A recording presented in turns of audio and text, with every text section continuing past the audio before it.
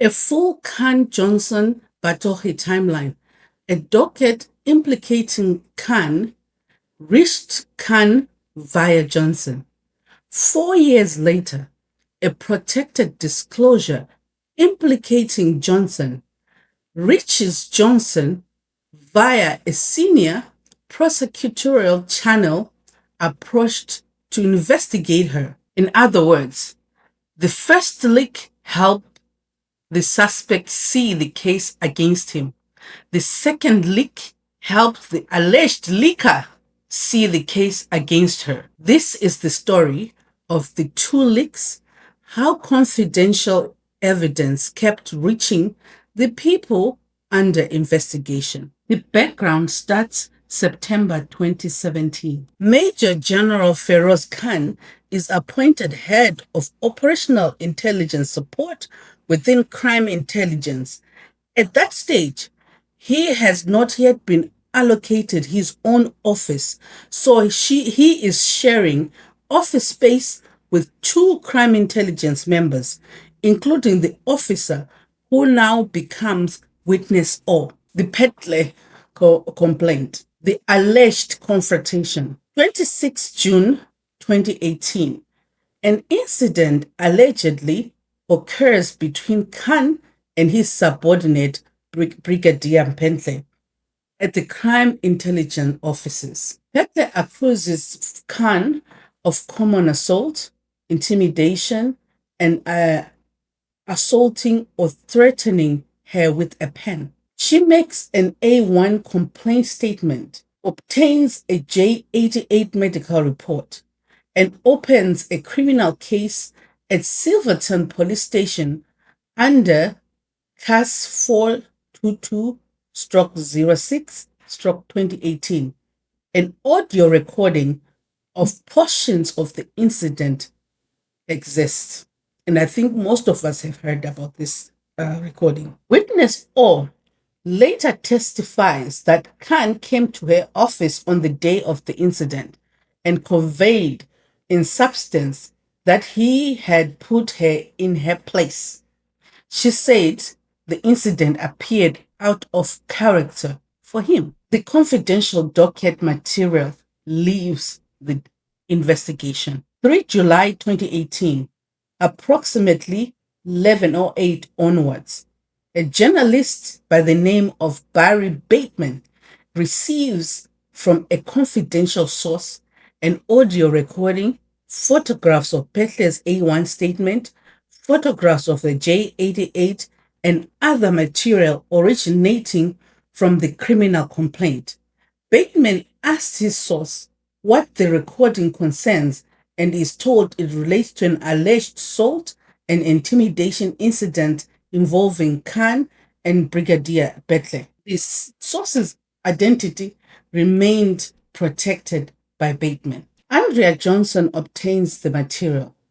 On the 3rd of July 2018, according to the evidence of Rolofse and McLean, advocate Andrea Johnson, then an NPA prosecutor, requests that Brigadier Petle's material from Bateman. Bateman sends the documents and the audio recording to Johnson's Gmail account at approximately 18:05 with the message, "I've included the recording." Bateman later said he could no longer recall the precise circumstances, but inferred that he sent the material after a discussion and in response to a request from Johnson. Rolofse understood from their 2022 interview that Johnson had asked Bateman to source the documents rather than merely requesting documents she already knew he possessed.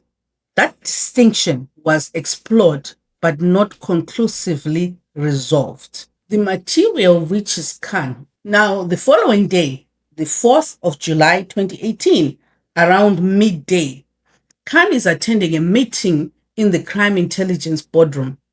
He approaches witness O, hands her his phone, and tells her that the woman on the other side is Andrea. The female caller asks witness O for her private email address. She tells witness O that 1, she will send an email. 2, witness O must give its contents to Khan. 3, and witness O must delete the email. Witness O considered the request strange, but provided her private email address. She had no personal relationship with Andrea Johnson, although she recognized her from public coverage and had previously seen her at a meeting. Johnson forwards Pettler's complaint. This is now same day, the 4th of July, 2018, approximately 12:42 to 12:46, which is after midday. Witness O receives an email from a Gmail address bearing Andrea Johnson's name. The subject is forward Pettler's complaint. The forwarded material contains 12 photographs, Pettler's A1 statement, the J88 medical report, and an audio file recording portions of the incident. The email trail shows that the material had originated from Bateman's email to Johnson the previous evening. Witness O hands the evidence to Khan. Same day, July 4th, 2018, shortly before or around 1 p.m. Witness O prints the email and attachments, puts them in a white envelope, and hands the envelope to Khan. She does not delete the email. She keeps the electronic material under her control from 4th of July onwards. This preserved email becomes the core documentary evidence years later. Khan's warning statement. Khan's statement is drafted after he receives the evidence on 4 July 2018. A colleague assists Khan in drafting his statement concerning the Pettler assault and intimidation complaint. Witness O could not say whether drafting had already begun when she delivered the white envelope to Khan, but she was clear that the drafting continued after Khan received the envelope, and she commissioned Khan's statement only after he had handed him the white envelope. She later examined the document metadata and found that the statement was modified at approximately 13:33 the same day. The commissioning time becomes disputed. Khan's statement recorded an earlier commissioning time, variously referred to during the evidence as around 12:30 to 12:50. Witness O testified that this time was incorrect. She said she received Khan's email at 12:45, handed the envelope to Khan shortly before or around 1. Drafting continued after that, and she commissioned Khan's statement only after that. The documents recorded commissioning time therefore appears inconsistent with witness O's chronology and the document metadata. This is going to be challenged in court. I can guarantee you it's going to be a major thing. But anyway, why investigators regarded this as serious?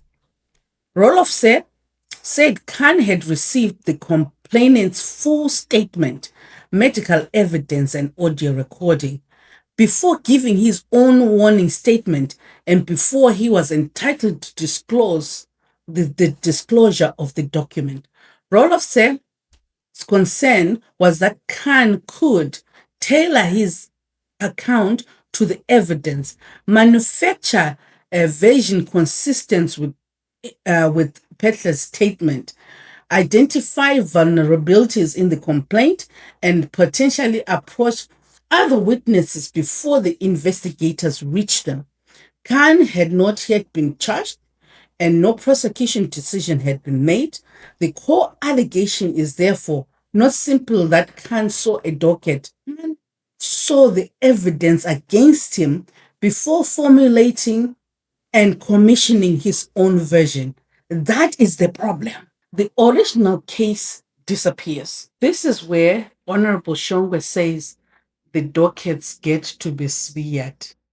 The NPA declines to prosecute 15 December 2021. The NPA decides not to prosecute Pentler's assault and intimidation case. The evidence is that a decision not to prosecute, apparently resulting in a no prosecute or comparable disclosure. This is very legal terms used here. I don't know what they mean. But anyway, we move on. The docket is closed and archived. 13 January 2022. The Silverton docket is closed and the SAPS CAS system and archived. Roloff said clarified that this does not mean the docket had been deleted. The system would retain an audit trail and the physical docket would still be retrieved from the archives, which I think is exactly what has happened now. 2026 is the year that all the severed documents are coming out. The whistleblower speaks. Witness or approaches the investigators. May 2022. That is when witness or approaches Captain McLean and Colonel Cobus Rolofse. At the time of the 2018 incident, she had been a captain. By 2022, she was a lieutenant colonel and was later promoted to colonel. So a lot of things have happened to a lot of people between 2018 and 2022. So this is when witness O reports Khan's phone call with Andrea. Johnson's email, the instruction to hand the material to Khan and delete it, the delivery of the envelope, and the subsequent preparation commissioning of Khan's statement. Roloff said treats the approach as protected disclosure. This is important. Let's take a short sidebar to understand what a protected disclosure is. In this context, a protected disclosure is essentially a whistleblower report. It is information disclosed by someone who reports suspected wrongdoing through a channel that is intended to protect them from retaliation. Why this matters? A protected disclosure is expected to remain confidential, particularly regarding the whistleblower's identity, the contents of the affidavit, who took the statement, the progress of the investigation. The idea is to allow investigators to assess the allegations before the subject of the complaint can respond or potentially interfere. Now that we understand, we go back to the timeline. The investigator recognizes the conflict. At that time, Rolofse and McLean are DPCI officers placed at Idac. Andrea Johnson is the head of Idac, and the allegation implements the head of Idac, Andrea Johnson, directly. This means the investigators cannot comfortably report the matter through the ordinary Idac chain because the person heading the institution is also the person implicated in this particular case. Bateman, the journalist, is interviewed in June 2022. Bateman confirms sending the material. Rolofse and McLean meet Bateman at AfriForum offices in the presence of Andrew Lisk and advocate Gary Nell. Bateman confirms receiving the material from a confidential source, refusing to disclose that source, having a long-standing relationship with Johnson, and sending the material to Johnson. He says he saw nothing untoward in Johnson's request. According to Rolofse and McLean recollection, Bateman said Andrea Johnson had requested the information from him. Bateman delays giving a statement. Bateman is asked in 2022 to provide a sworn statement. Despite follow ups, he does not provide it before Roloff retires 2 years or 3 years later, January 2025. The statement is ultimately given to McLean on 23 June 2026, approximately 4 years later. This is so suspicious. In that statement, Bateman says he cannot remember the exact circumstances, but infers that he sent the information following a discussion and request from Johnson. That delay was treated by McLean as potentially significant, although it does not on itself provide misconduct. The formal protected disclosure.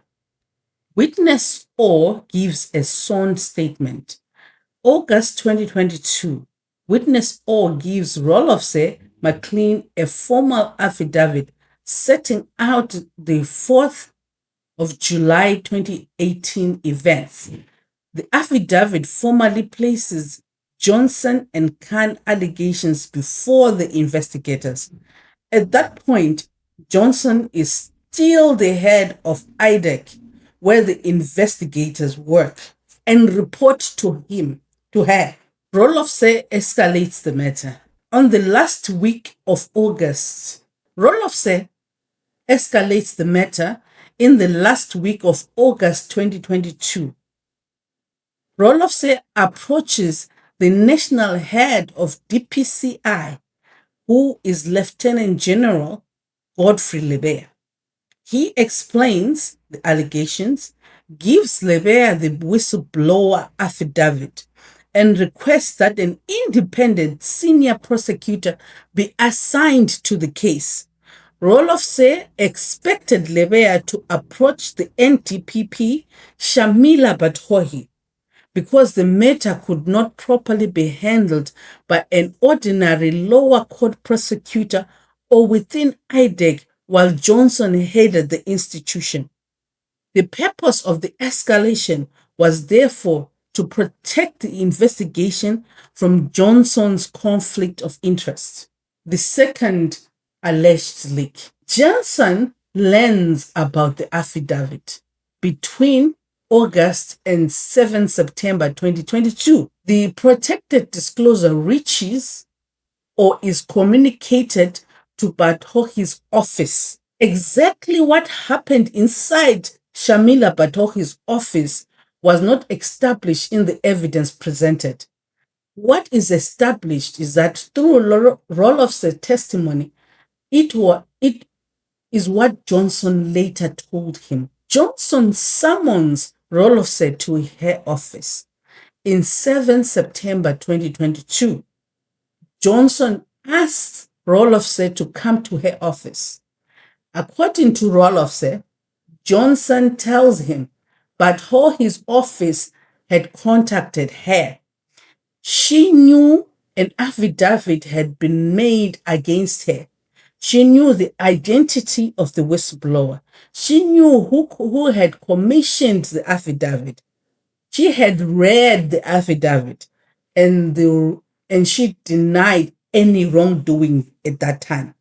Johnson also tells Roloff that she had already spoken to Barry Bateman and told him not to worry. She says she understands why Roloff had gone outside Idac to speak with Lieutenant General Lebeya. So you see what the problem is here. Johnson is not supposed to have known the name of the identity of the whistleblower because this is a protected disclosure. We move on.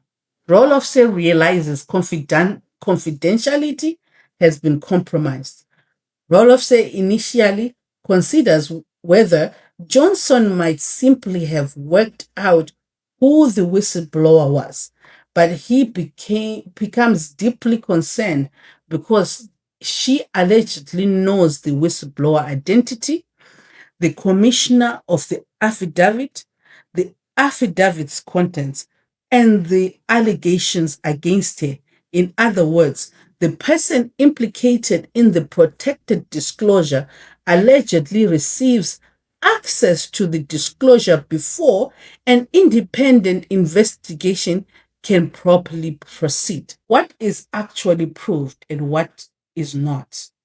Strongly documented evidence.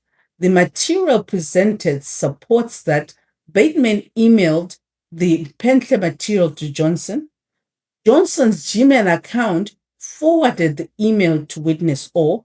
Witness O printed it and gave it to Khan. Witness O retained the email instead of deleting it. Khan's statement continued to be drafted after receiving the email, the material, and the recorded commissioning time appears inconsistent with Witness O's chronology and the document metadata. The email trail is the strongest part of this case. That email trail is prima facie evidence. So the unresolved question is, who in Batohi's office told Johnson and what exactly was disclosed?